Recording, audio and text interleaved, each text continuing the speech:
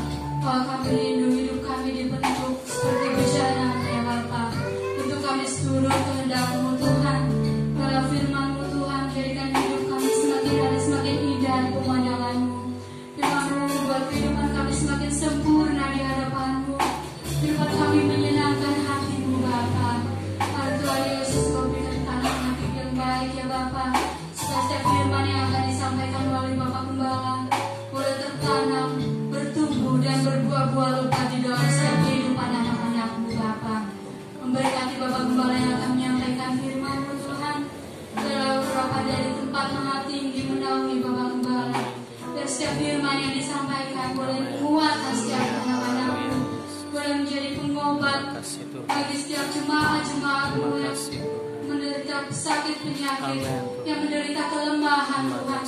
Firman-Mu boleh membawa kelepasan bagi setiap anak-anak-Mu. Terima kasih Tuhan Yesus, terima kasih Bapa. Ini doa ucapan syukur kami Tuhan. Kami alasannya di dalam nama Tuhan Yesus Kristus yang menjadi juru selamat serta menebus dosa kami. Haleluya. Amin. Puji Tuhan. Haleluya. Salam sejahtera di dalam kasih Tuhan Yesus Kristus. Selamat kita kembali beribadah di Minggu 17 Mei 2020. Kita sudah memuji memuliakan nama Tuhan. Bahasanya kita akan sama-sama belajar kebenaran firman Tuhan. Firman Tuhan pagi hari ini saya berikan tema yaitu hati bijaksana. Mari kita membuka bersama Alkitab kita di dalam kitab Amsal pasal 22 ayatnya yang ketiga. Ayat ini cukup viral ya di tengah-tengah dunia yang sedang terjadi wabah yang sangat dahsyat ini, Corona. Ayat ini menjadi viral karena terjadi perdebatan juga antara kalangan hamba-hamba Tuhan. Tapi kita akan sama-sama belajar tentang kebenaran firman Tuhan ini. Amsal 22 ayat 3. Kalau sudah menemukan, kita baca bersama pada hitungan yang ketiga. Amsal 22 ayat 3, 1, 2, 3. Kalau orang bijak melihat malapetaka, bersembunyilah ia. Tetapi orang yang tak berpengalaman berjalan terus lalu kena celaka. Amin. Puji Tuhan. Firman Tuhan berkata, kalau orang bijak melihat malapetaka, dia bersembunyi. Tetapi orang yang tidak berpengalaman akan berjalan terus lalu kena celaka.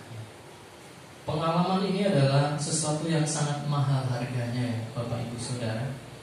Ada kalimat yang sangat bagus yang saya baca. Pengalaman itu mahal harganya. Jika ingin gratis, belajarlah dari pengalaman orang lain. Nah, ini disebut orang bijaksana Bapak Ibu. Orang bijaksana itu tidak harus mengalami hal yang sama dengan orang lain, tetapi dia bisa belajar dari pengalaman orang lain. Oh, kenapa orang lain bisa sukses, saya mengikuti rumusnya atau caranya. Oh, kenapa orang itu kok bisa sampai sakit, bisa celaka? Kenapa? Kita bisa belajar dari pengalaman orang lain supaya pengalaman yang sama tidak terjadi dalam hidup kita, yang pengalaman yang buruk, yang tidak baik. Itu orang bijaksana. Orang bijak bisa belajar dari apapun, dari siapapun. Tetapi orang pintar harus belajar dari orang yang lebih pintar dari dia. Tidak bisa dia belajar dari orang yang lebih bodoh ya dari dia. Tetapi orang bijaksana bisa belajar dari siapapun, dari apapun, dari pengalaman siapapun dia bisa menarik sebuah pelajaran. Itu yang disebut orang bijaksana. Kata bijaksana di dalam Alkitab saya cari ada 176 kali tercatat kata bijaksana. Kata sembunyi 187 kali. Bapak Ibu bisa cek di HP masing-masing. Kata bersembunyi tidak terlalu banyak, hanya 46 kali di dalam Alkitab dicatat. Ayat tadi Amsal 22 ayat 3 saya ambil dari beberapa terjemahan yang lain. Bapak Ibu bisa diganti ya ke versi bahasa Indonesia masa kini, mengatakan seperti ini. Amsal 22 ayat 3 BIMK berkata, orang bijaksana menghindar apabila melihat bahaya. Orang bodoh berjalan terus lalu tertimpa malapetaka. Orang bijaksana menghindar. Kalau tahu ada bahaya, ada malapetaka, dia menghindar, tidak berjalan terus. Tapi kalau orang yang berjalan terus lalu kena malapetaka disebut orang bodoh. Amsal 22 ayat 3 versi mudah dibaca, VMD, sedikit berbeda. Saya ambil yang ada perbedaan saja, kalau sama tidak usah ya. Versi mudah dibaca berkata, orang bijak melihat kesulitan datang dan keluar dari jalannya. Tetapi orang bodoh pergi langsung ke dalam kesulitan dan menderita karenanya. Itu versi mudah dibaca. Versi yang lain, firman Allah yang hidup berkata seperti ini. Ini sedikit berbeda-berbeda, saya ambil menjadi satu kesatuan. Firman Allah yang hidup, orang yang berhati-hati mempertimbangkan kesulitan-kesulitan yang mungkin harus dihadapinya dan bersiap-siap untuk hal itu. Tetapi orang yang berpikiran picik bertindak sembrono dan menderita akibatnya. Ya. Itu beberapa versi. Jadi saya rangkai menjadi satu. Ayat yang sudah kita baca, apa yang dimaksud dengan orang bijaksana? Saya ambil dari berbagai versi tadi. Orang bijaksana adalah, yang pertama adalah orang yang berhati-hati dalam bertutur kata, dalam bertingkah laku, dalam semua aktivitas kehidupannya. Dia selalu berhati-hati. Itu orang bijaksana. Kedua, arti orang bijaksana adalah orang yang mempertimbangkan kesulitan-kesulitan yang akan dihadapi. Ya. Jadi ketika dalam pekerjaan, dalam apapun, dia selalu mempertimbangkan baik buruknya seperti apa. Kalau saya melakukan ini, apa yang akan terjadi? Itu orang bijaksana. Mempertimbangkan segala sesuatunya, dampak yang akan terjadi ketika dia akan melakukan sesuatu. Yang ketiga, arti orang bijaksana adalah orang yang selalu bersiap-siap menghadapi kesulitan. Itu orang bijaksana. Tapi lawannya bijaksana tadi ada orang tidak berpengalaman, orang bodoh. Tidak pernah bersiap-siap menghadapi kesulitan yang akan terjadi. Kalau saya akan melakukan ini, kira-kira apa yang akan saya alami, itu dipertimbangkan untuk persiapan diri. Itu orang yang bijaksana. Yang kedua, arti kata dari malapetaka. Tadi orang bijak melihat malapetaka, dia bersembunyi. Terjemahan lain mengatakan malapetaka itu bahaya. Yang pertama. Yang kedua, kesulitan. Jadi ketika kita melihat bahaya, melihat kesulitan, bersembunyi. Tidak ada salahnya Bapak Ibu. Memang nanti kita akan pelajari, ada bersembunyi negatif, ada juga bersembunyi positif di dalam firman Tuhan. Nanti kita akan sama-sama melihat. Yang selanjutnya, kata bersembunyi, kalau terjemahan lain juga mengatakan menghindar, menghindari bahaya, menghindari malapetaka. Itu arti lain dari bersembunyi. Yang kedua, keluar dari jalannya. Seandainya jalan ini menuju kebinasaan, orang bijaksana itu bersembunyi, artinya keluar dari jalan yang akan menuju kebinasaan. Itu arti kata bersembunyi dari terjemahan-terjemahan yang sudah saya baca tadi. Selanjutnya, orang yang tidak berpengalaman. Tadi terjemahan lain mengatakan orang tidak berpengalaman adalah yang pertama, orang yang bodoh. Orang bodoh tidak bisa belajar dari pengalaman orang lain. Yang kedua adalah orang yang berpikiran picik. Itu arti kata orang yang tidak berpengalaman. Pikirannya picik.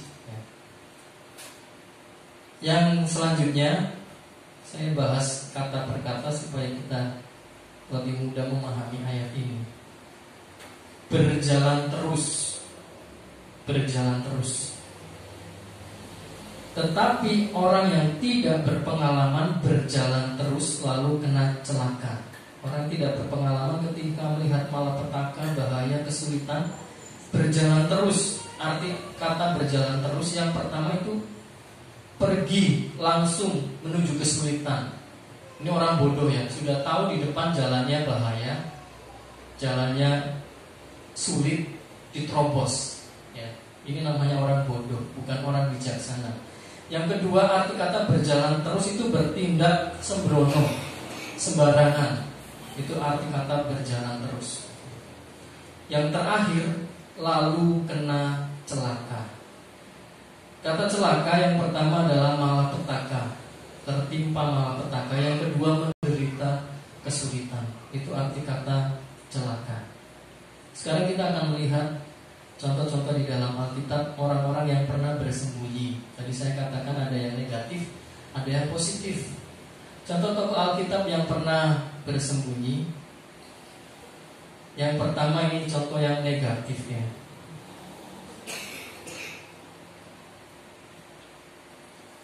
Adam dan Hawa, nenek moyang kita, ya.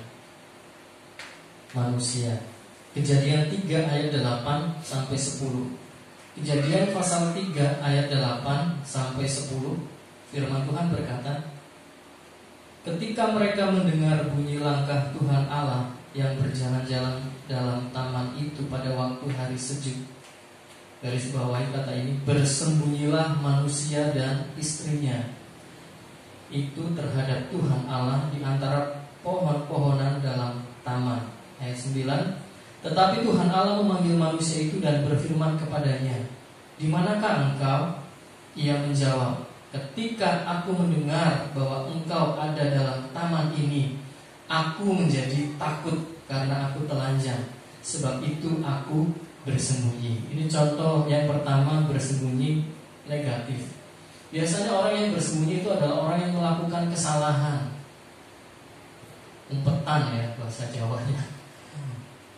Bersembunyi. Adam dan Hawa ketika dia tidak taat, melanggar firman Tuhan, dia bersembunyi. Karena apa? Takut. Buronan-buronan polisi yang melakukan kejahatan, tindak kriminal, mereka juga akan melakukan ini, bersembunyi. Bersembunyi yang negatif. Kenapa? Takut ditangkap polisi, aparat keamanan. Mereka akan melakukan hal ini, bersembunyi. Tapi ayat firman Tuhan yang kita baca pagi hari ini, banyak orang yang mengaitkan ayat ini, kalau bersembunyi itu orang yang tidak punya iman. Ngapain takut dengan virus? Biasa saja. Ini namanya orang yang tidak bijaksana. Iman memang perlu, tetapi kita juga harus melihat secara keseluruhan ya, dari ayat ini. Harus memiliki hati yang bijaksana. Jangan sampai kita kena celaka karena kita bertindak sembrono ya. Mengakui bahwa imannya besar, tetapi sudah tahu ada musibah, bencana, wabah yang sedang terjadi. Firman Tuhan berkata, bersembunyilah barang sesaat ya, sampai musibah ini berlalu, sampai wabah ini selesai. Ini contoh yang negatif. Kita bersembunyi, kita tinggal di dalam rumah, tidak kemana-mana, bukan berarti kita tidak punya iman, Bapak Ibu Saudara. Tetapi kita belajar taat kepada pemerintah. Kenapa? Pemerintah adalah wakilnya Tuhan di muka bumi. Roma 13 ayat 1 sampai 4 berkata seperti ini. Roma 13 ayat 1 sampai 4. Tiap-tiap orang harus tunduk kepada pemerintah yang ada di atasnya. Sebab tidak ada pemerintah yang tidak berasal dari Allah, dan pemerintah-pemerintah yang ada ditetapkan oleh Allah. Ayat 2, sebab itu barang siapa melawan pemerintah, ia melawan ketetapan Allah, dan siapa yang melakukannya akan mendatangkan hukuman atas dirinya. Sebab jika seorang berbuat baik, ia tidak usah takut kepada pemerintah, hanya jika ia berbuat jahat. Maukah kamu hidup tanpa takut terhadap pemerintah? Perbuatlah apa yang baik dan kamu akan beroleh pujian daripadanya. Ayat 4, karena pemerintah adalah hamba Allah untuk kebaikanmu. Tetapi jika engkau berbuat jahat, takutlah akan dia. Karena tidak percuma pemerintah menyandang pedang. Pemerintah adalah hamba Allah untuk membalaskan murka Allah atas mereka yang berbuat jahat. Amin. Puji Tuhan Bapak Ibu. Firman Tuhan dengan jelas dikatakan pemerintah adalah hamba Allah. Jadi kita harus taat apa yang disarankan pemerintah, yang dianjurkan oleh pemerintah untuk jaga jarak, untuk memakai masker, untuk sering mencuci tangan. Lakukanlah itu. Jangan melawan. Karena pemerintah adalah wakil Allah di muka bumi ini. Taat, 4 huruf TAAT, tetapi sulit untuk dilakukan. Dibaca dari manapun, dari kiri ke kanan, dari kanan ke kiri, tetap taat ya. 4 huruf saja tetapi sulit untuk dilakukan ya. Di masa sekarang banyak saya lihat juga di media sosial, para petugas kesehatan mereka mulai mengeluh ya. Banyak orang-orang yang sudah mulai tidak taat, padahal masih sedang terjadi, masih sedang berlangsung virus corona ini ya, belum usai. Taatlah sampai benar-benar pemerintah memberikan anjuran kita boleh melakukan kegiatan dengan bebas, dengan normal kembali. Taat supaya kita tidak terkena celaka, malapetaka. Orang bijak adalah orang yang taat. Puji Tuhan. Contoh yang kedua tadi adalah contoh bersembunyi tetapi negatif. Sekarang ada contoh juga orang yang bersembunyi tetapi dalam hal positif, yaitu Nabi Elia. 1 Raja-Raja 17 ayat 1-6. 1 Raja-Raja 17 ayat 1-6 berkata, lalu berkatalah Elia orang Tisbe dari Tisbe Gilead kepada Ahab, demi Tuhan yang hidup Allah Israel yang kulayani, sesungguhnya tidak akan ada embun atau hujan pada tahun-tahun ini, kecuali kalau kukatakan. Kemudian datanglah firman Tuhan kepadanya, pergilah dari sini, berjalanlah ke timur dan, garis bawah kembali kata ini, bersembunyilah ia di tepi sungai Kerit, di sebelah timur sungai Yordan. Engkau dapat minum dari sungai itu, dan burung-burung gagak telah kuperintahkan untuk memberi makan engkau di sana. Ayat 5, lalu ia pergi dan melakukan seperti firman Tuhan. Ia pergi dan diam di tepi sungai Kerit di sebelah timur sungai Yordan. Pada waktu pagi dan petang burung-burung gagak membawa roti dan daging kepadanya, dan ia minum dari sungai itu. Amin. Ini contoh bersembunyi yang positif. Kenapa? Karena Tuhan yang menyuruh Nabi Elia. Akan terjadi bahaya kelaparan, kekeringan selama 3,5 tahun. Tidak akan turun hujan, tidak ada embun. Akan terjadi kelaparan yang hebat. Tetapi Tuhan menyuruh bersembunyi di tepi sungai Kerit, maka engkau akan aman, terhindar dari malapetaka. Pagi dan petang Tuhan kirim burung gagak untuk membawa roti dan daging. Saya percaya Bapak Ibu, saat Bapak Ibu juga taat untuk tinggal di rumah, bekerja dari rumah, mengikuti peraturan pemerintah, Tuhan tidak akan membiarkan kita kelaparan, Bapak Ibu. Orang-orang yang taat pasti dipelihara Tuhan. Tuhan berkata kepada Elia, sembunyi. Bukan berarti Elia tidak punya iman ya Bapak Ibu sekali lagi, tetapi dia memiliki hati yang bijaksana, taat kepada firman Tuhan. Saya juga mengalami sendiri Bapak Ibu. Walaupun kita tidak bisa beribadah di gereja, tetapi berkat Tuhan datang dari berbagai tempat yang tidak pernah saya pikirkan ya Bapak Ibu. Bantuan sembako dari mana-mana datang, transferan dari mana-mana datang. Puji Tuhan Bapak Ibu. Kita tidak akan dibiarkan kelaparan kalau kita mau memiliki hati yang bijaksana, yaitu taat kepada firman Tuhan. Yang ketiga, Yusuf dan Maria juga pernah bersembunyi dari Raja Herodes. Matius 2 ayat 13-15. Injil Matius pasalnya yang kedua ayat 13-15. Firman Tuhan berkata, setelah orang-orang Majus itu berangkat, nampaklah malaikat Tuhan kepada Yusuf dalam mimpi dan berkata, bangunlah, ambillah anak itu serta ibunya, larilah ke Mesir dan tinggallah di sana sampai aku berfirman kepadamu, karena Herodes akan mencari anak itu untuk membunuh dia. Ayat 14, maka Yusuf pun bangunlah, diambilnyalah anak itu serta ibunya malam itu juga, lalu menyingkir ke Mesir. Kata menyingkir ini tadi kita baca arti dari bersembunyi, salah satunya adalah menghindar. Menyingkir itu arti kata bersembunyi. Ayat 15, dan tinggal di sana hingga Herodes mati. Hal ini terjadi supaya genaplah yang difirmankan Tuhan oleh Nabi, dari Mesir kupanggil anakku. Contoh yang ketiga yang bersembunyi secara positif. Kenapa? Karena ini perintah Tuhan. Yusuf dan Maria pergi ke Mesir, bersembunyi di sana sampai Herodes mati, baru mereka kembali lagi ke Israel. Puji Tuhan. Ini juga harus kita lakukan sampai memang mungkin virus ini belum ditemukan vaksinnya, belum bisa dibunuh. Tetapi taatlah, bersembunyilah sampai segala sesuatu berangsur-angsur pulih ya. Tidak, karena ketidaktaatan justru akan membuat kita menjadi mengalami hal ini. Kalau kita tidak mau taat kepada peraturan anjuran pemerintah, hal ini bisa saja terjadi lama ya. Tetapi kalau kita mau taat, saya percaya akan cepat Indonesia dipulihkan dari wabah virus corona ini. Puji Tuhan. Yang keempat, yang terakhir, kita belajar juga dari Tuhan Yesus sendiri juga bersembunyi, Bapak Ibu.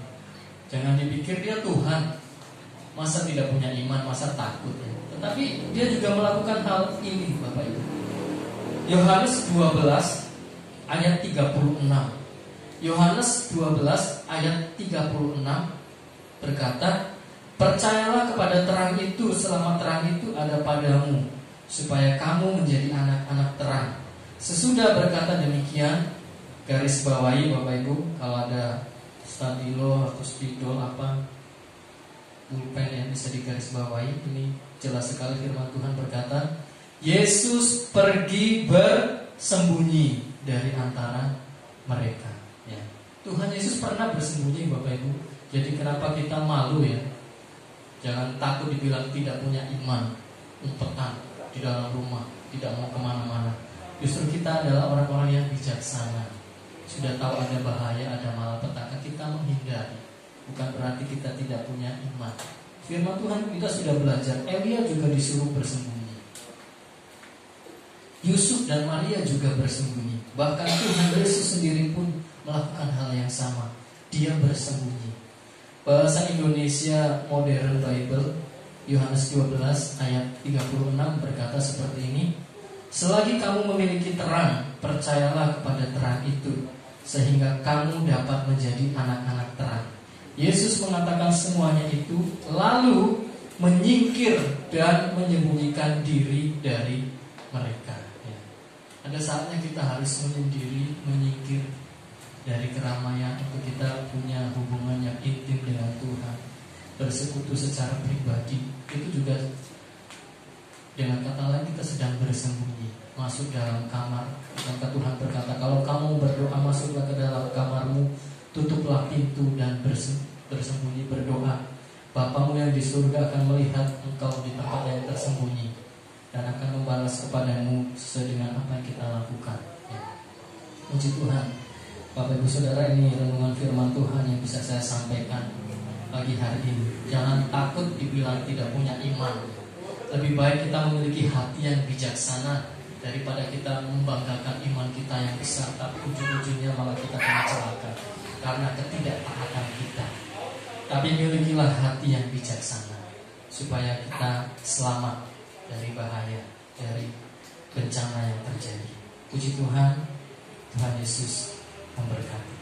Puji Tuhan, Bapak Ibu Saudara-saudara yang dikasihi Tuhan, kita sudah sama-sama mendengar firman Tuhan. Tiba saatnya kita akan mengakhiri ibadah kita pagi hari ini. Mari kita sama-sama naikkan pujian. Ajar kami Tuhan menghitung hari-hari kami, supaya kami beroleh hati yang bijaksana. Haleluya. Tuhan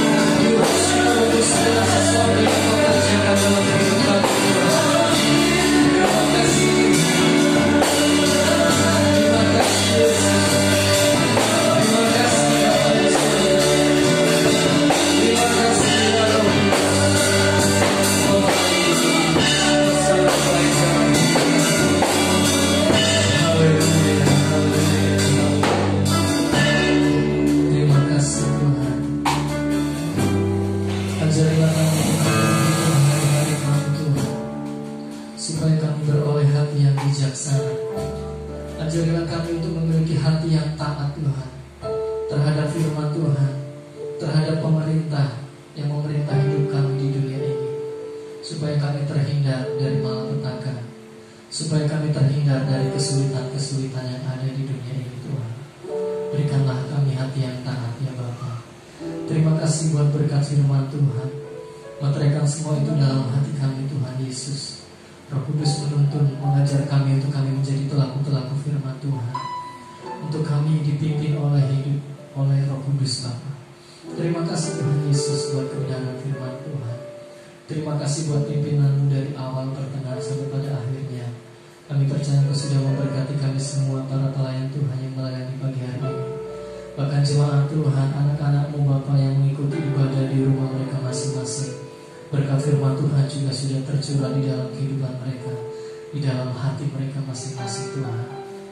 Kami bukan takut terhadap virus, tetapi kami mau belajar taat melakukan firman-Mu. Saat firman-Mu berkata, bersembunyilah dalam rumah, maka Engkau akan terhindar dari malapetaka yang sedang terjadi. Kami mau taat Tuhan.